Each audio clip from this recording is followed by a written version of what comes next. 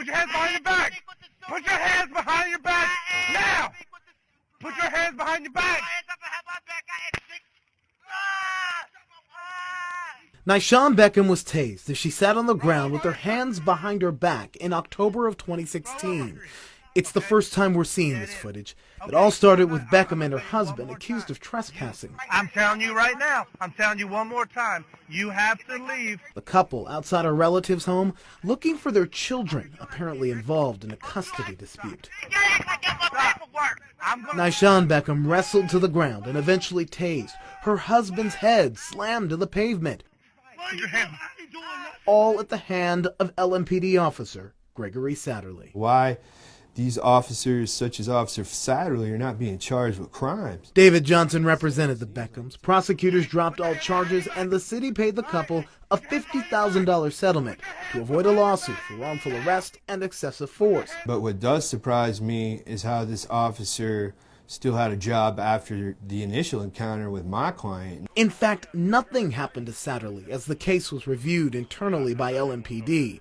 He was never pulled off the street, and records show over the next year, he used excessive force at least 2 more times. He's clearly acting out of anger. 30 months after this tasing, with 3 excessive force complaints sustained against him, LMPD fired Gregory Satterley in April of 2019. Chief Steve Conrad wrote in his termination letter, "I believe our community needs to be protected from you."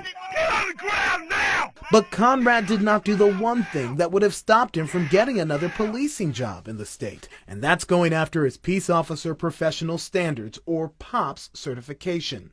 Every officer needs it to work in law enforcement in the Commonwealth, and the Kentucky Law Enforcement Council can revoke that certification when an officer has egregiously abused their power or broken the law.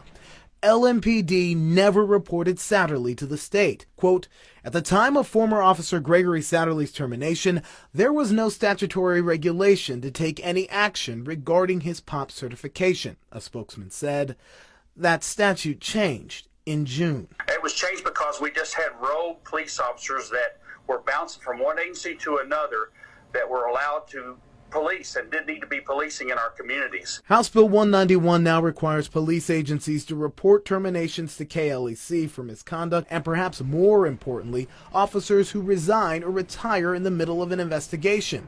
Previously, an officer leaving amid internal review stopped that investigation. So the policing community itself got together and said, we've had enough. Let's change this so we can get rid of those folks and clean up our profession a little bit. Satterley's firing weeks before this new law took effect left no blemish on his POP certification. He's completely able to move to another state and get another job.